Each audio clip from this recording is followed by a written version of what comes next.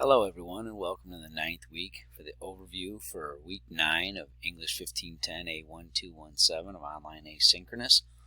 I'm going to be going through an overview this week that covers the components, a couple quick reference back to some of the things that were just submitted or were supposed to have been submitted at the very least, and then some of the documentation for this week, and a reminder of some of the things that were introduced last week on last Monday and Tuesday, or last Sunday and Monday, and then this prior Sunday that just passed for Easter.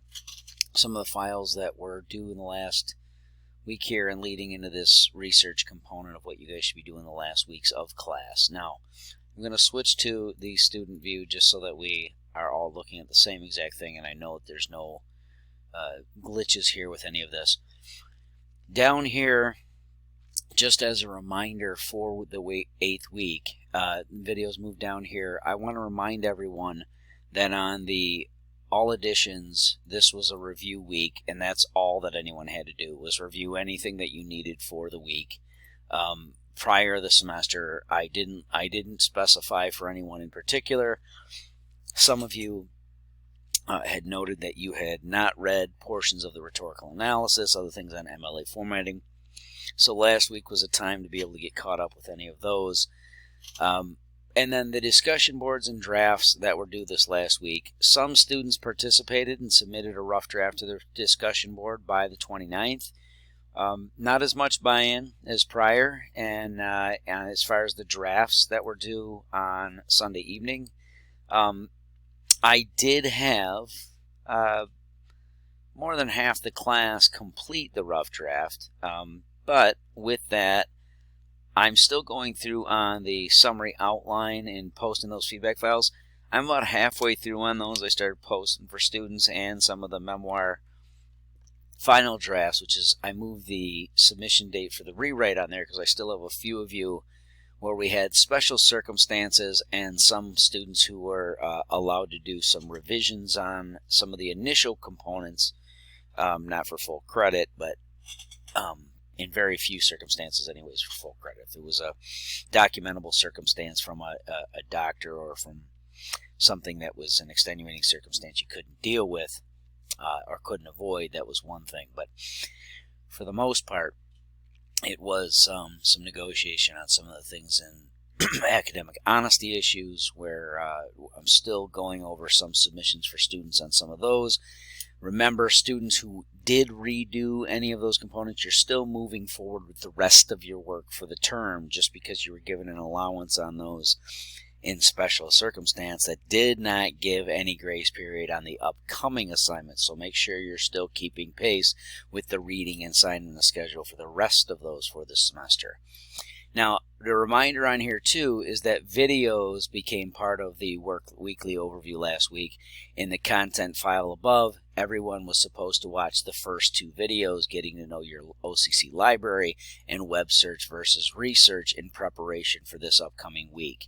This week, in the 9th week here, we have the introduction of our research topics. The assignments for this week, the rhetorical analysis final draft, I should have no issue getting everyone their summary and outline feedback posted to you over the next 4 or 5 days. I'm already on pace to have that sooner, as several of you have already seen. I've already gone ahead and reviewed those and posted those with ample audio feedback and a number of comments on the page there. Number of you still having issues with devices versus appeals, the rhetorical concepts that are talked about there. I still find a number of students, the way that you're wording things and putting them in as the reference points, I don't want to cry foul on everyone, but I have a number of you where the wording alone indicates that you didn't read the chapter out of the textbook. The way that you're referring to it is the way a lot of online forums refer to some of these topics, and I'm familiar with students using some of those. But the textbook that we're using, particularly because of the language and reference points that it gets it right about what a device versus a concept is particularly why we have that and why I was reiterating that each week, that you made sure that you did that reading. You weren't going to understand it without doing that and following all the instructions in the Dropbox. Very clear to me that I have 4 or 5 students who are jumping in late in the game and grabbing some of the documentation there and then trying to complete it without any of the real instruction, you're not going to make it through on these ones. Rhetorical analysis and research are very difficult topics, and if you're someone who self-placed onto an online asynchronous course like this and you don't have the prior work done, there's simply nothing that can be done with or for you on those. You have to have done the groundwork prior to this. So that being said, this week you are watching for feedback on those, but everybody should be utilizing the ASC tutoring if you haven't done so already. I have very few students in this class, even though over half of students on diagnostics on the first piece on diagnostics here, over half of the class's feedback on diagnostics were YTR 2s or 3s, meaning you were recommended to utilize tutoring at least during each drafting stage once or as often as possible during drafting stages. And I only think I have 2 students right now in this entire class who have sent me any of these forms of the confirmation of doing tutoring. There's a sample one in here that I submitted myself, but other than that, I don't have anything besides 2 other students, I think, in this class that have attempted a tutoring session. Remember that these are required for everyone, regardless of your tutoring recommendation. That will be a deduction from attendance and participation at the end of the semester for those who haven't done it. And remember, for those who do, it's extra credit just for doing the one that you're required to do, in addition to extra credit for every time you use that tutoring service after that. Please don't send me more messages about how you contact that tutoring. That's been covered here under student services every week since the start of the semester. I'm not going to do it for the 9th, 10th, and 11th, and 12th times. So, that aside on here, guys, we are now into the 9th week and we are presenting research topics. Your videos last week you should have watched on getting to know the library databases and web search versus research. This week you have MLA citations, library seminars, and library success seminar, how to find articles. Though feel free to watch all of those, how to find those articles on here. We're talking about these 2 topics down here at the bottom, MLA citations and how to find the articles. That should be taking everyone through the library database here and searching your topics accordingly. Now, media literacy is one of the topics. I'll go through this in just a moment. We have a number of topics to pick from for this assignment. I have 2 different drop boxes that are of interest for you guys and that are due at the end of this week with assignments for both. So these are both short pieces, and the first one on here, the summary with working thesis, if this is done correctly this week, you're going to be already completing the your topic section and the thesis, or at least working thesis, of your upcoming paper. The primary points of support, these will become, if they're done correctly, these will become potentially the topic sentences of your body paragraphs for the research piece. This is a very important component. Everyone must have the works cited piece of at least 10 peer-reviewed full-text available sources out of the databases. These 2 pieces are 2 separate outlines we'll go over in a moment, and both of them are due this upcoming week. Sunday for the summary and working thesis, Monday for the primary points of support and works cited, and then Tuesday for the final draft of rhetorical analysis. That should give you and me both time to have gone through any of the content things on rhetorical analysis and get you a feedback file and summary outline if you haven't gotten it already. I already have 6 out of the 16, 17 submissions that I got for the rhetorical analysis summary outline. I got 6 or 7 of those already posted up with feedback to students. As of now, everything besides the memoir final drafts of everyone has been graded and reviewed, with the exception of students who had to do who got clearance to do some makeup or replacement work for some of the assignments.